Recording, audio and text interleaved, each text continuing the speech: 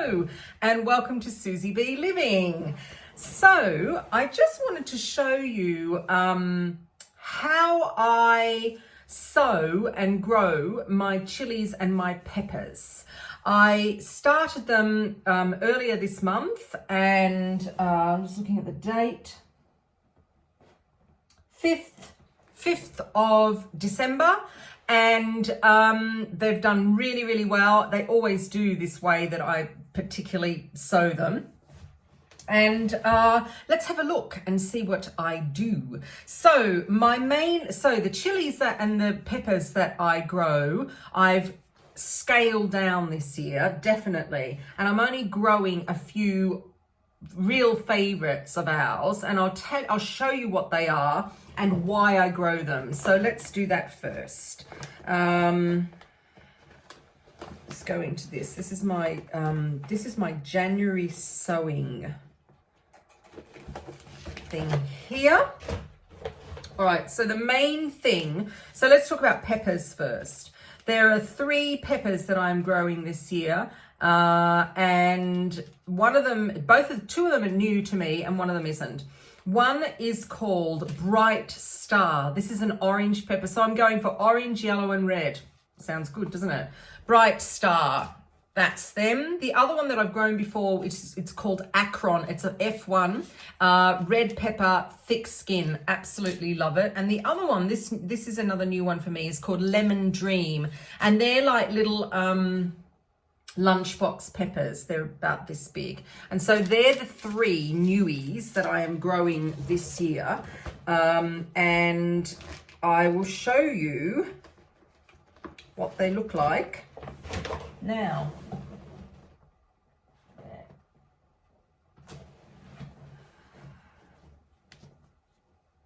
Let's see.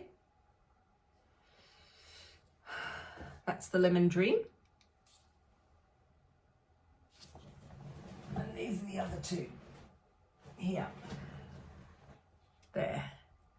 So to get them to that standard, I start all of my chilies and my peppers, and I'm going to talk about my chili varieties in a minute, in a container like this. So I pre-germinate the seeds before I actually put them into compost. And the reason why I do that is because I found that when I just put them, even in small cells, these are really small cells. These are the Charles Dowding cells. Even in small cells like this, my germination strike is not great. And I think it's, I don't know, they start rotting. They just, they don't like it. I don't know, maybe I've got it in the wrong temperature, but, I do exactly the same temperature with my pre-germinated and these. So I pre-germinate everything now because it's really good. You can always tell if there's a seed that's not viable, the seed goes kind of browny color and it dies off. And I don't have to worry about the fact that I think, well, what's gone wrong with this seed? Have I, given it too much water? Is it going to rot? What's the problem? Forget about it. So what I do is I put some kitchen towel, we call it kitchen towel in the UK, underneath at the bottom of this container. And yes, it is blue, but it makes no difference what color it is. And then what I do is I then put the seeds on top here. It's going to be very difficult for me to show you. I will take a photo and I will show you how I set them out. So I've got a row of seeds. Then I have a little, just a plastic tag that I just cut out from the top of a container like that. And I've written on that what that is. Then I put my next row of seeds underneath it, my next tag, my next row of seeds. And then all of these then go on heat. So they have to go on heat because you want this condensation to start happening. If you're not getting the condensation, you're not on heat and you're not going to get germination. So in order to germinate chili and pepper seeds, we need heat. After that, you don't. So I have had these in here, I'm trying to think of when I did my sewing of this here. I actually didn't write it down, but I'll go back and look. It's not long ago. They take about 10 days. I am expecting these to sprout very, very well by the 1st and the 2nd of January, because that's the next fruits days. I can see that I've got a few already coming, and what they do is they produce the root first. Oh, I don't know whether I can get this out because my fingers are all stubby. Here we go, I've got it. Please don't drop it on the ground. Please don't drop it on the ground.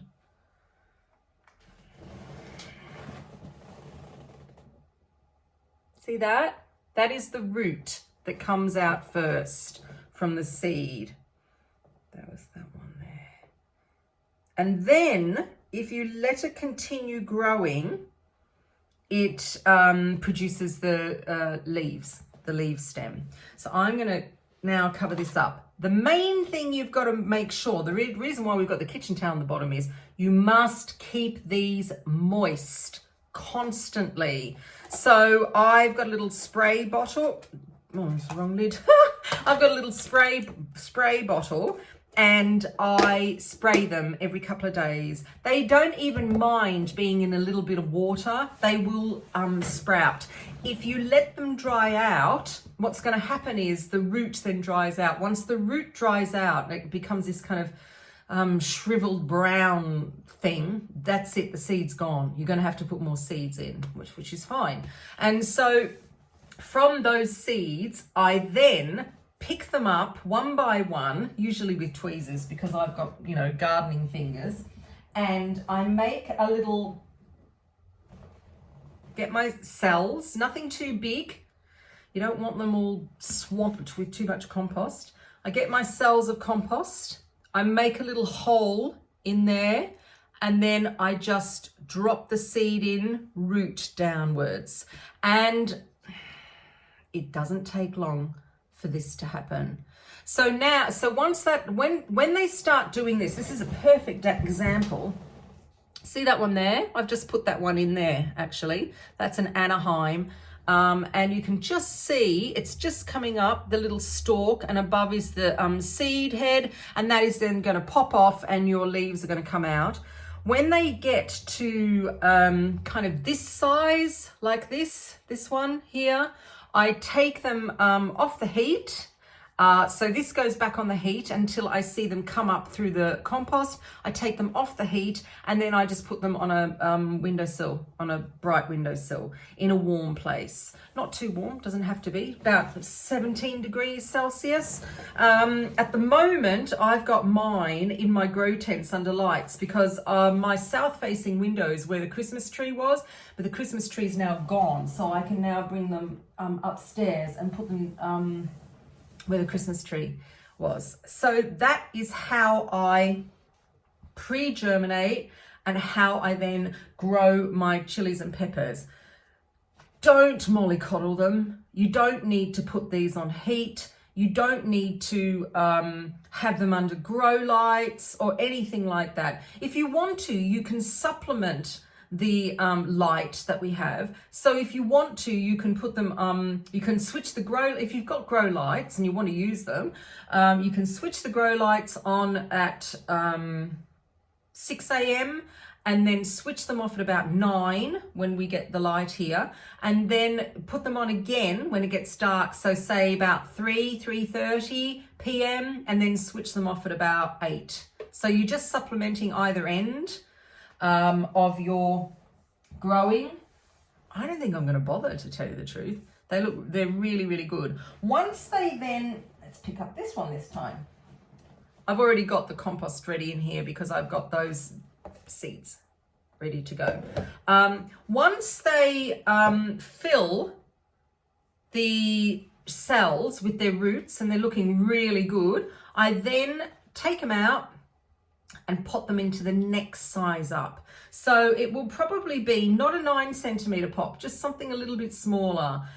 What I don't want to do is I don't want to put them in compost that is then going to get too soggy and boggy.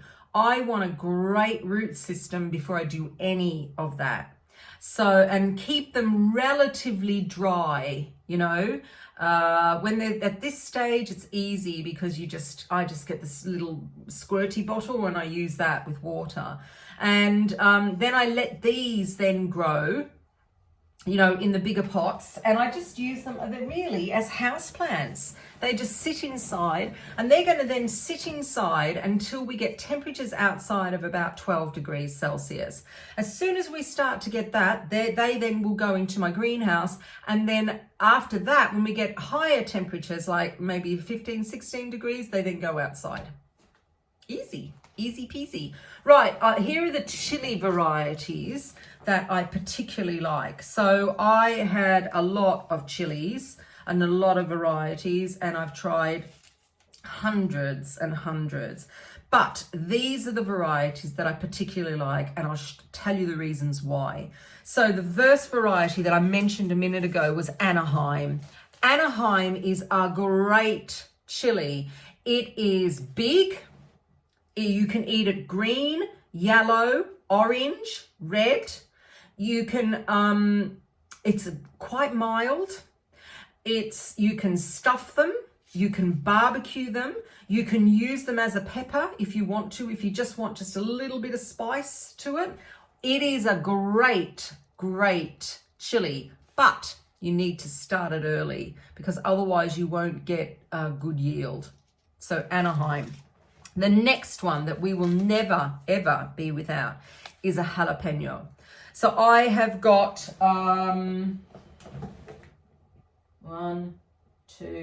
3 types of jalapeno that I really like. The first one is just the early stock standard jalapeno. These seeds were quite old, so I've only got one come up at the moment. I've got some more pre-germinating here, and I'm hoping that I will. Otherwise, I'm just going to have to get some more seeds.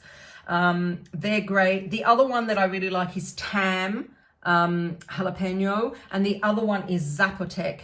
And both Tam and Zapotec have a tendency to, Tam is a little short and stubby, but it's real, it lasts for ages and ages and ages and doesn't go off.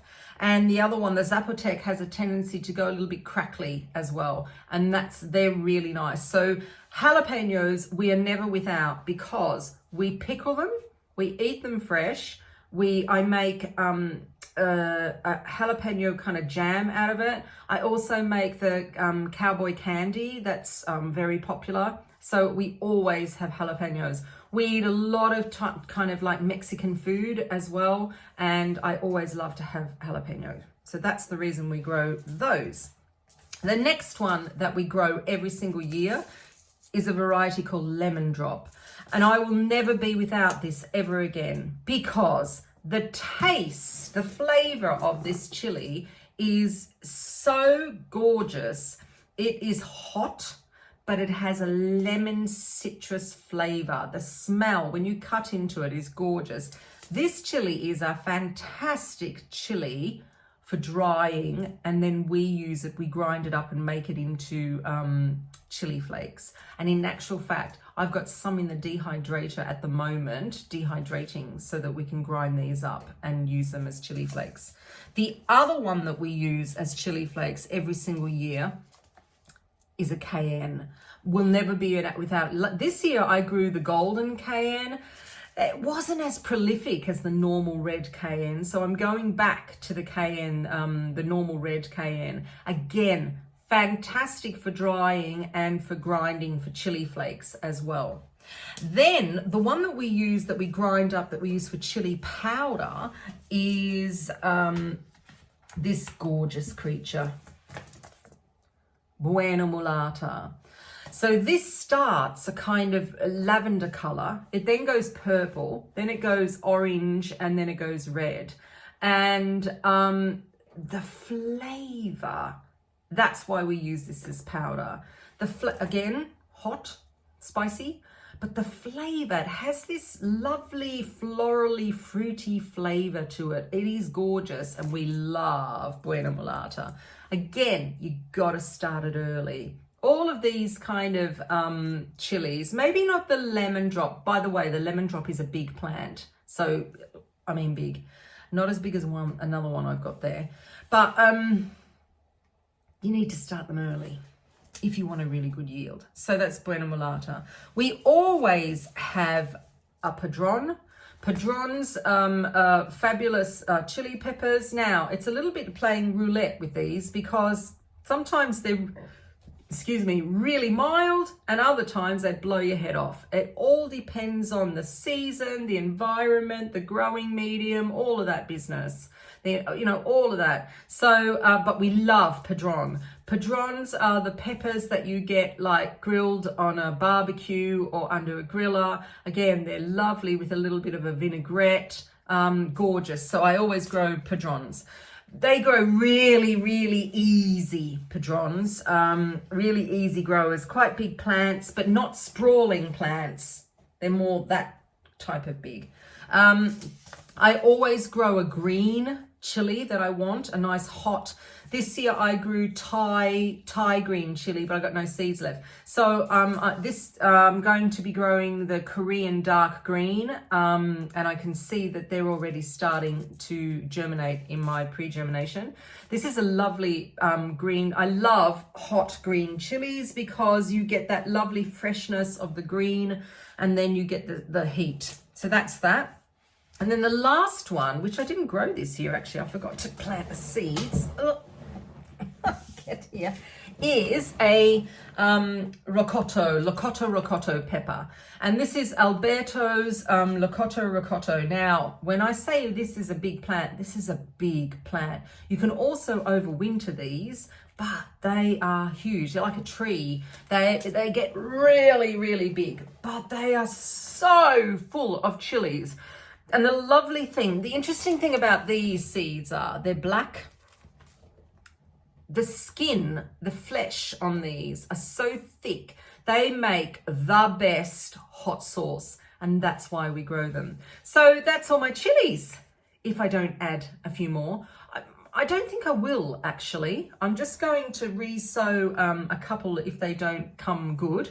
But yeah, that's all my chilies, and that is how I pre-germinate them and then pot them on. And as I go through the season, I'll show you exactly what else I do. But I started my seeds mid-January last year.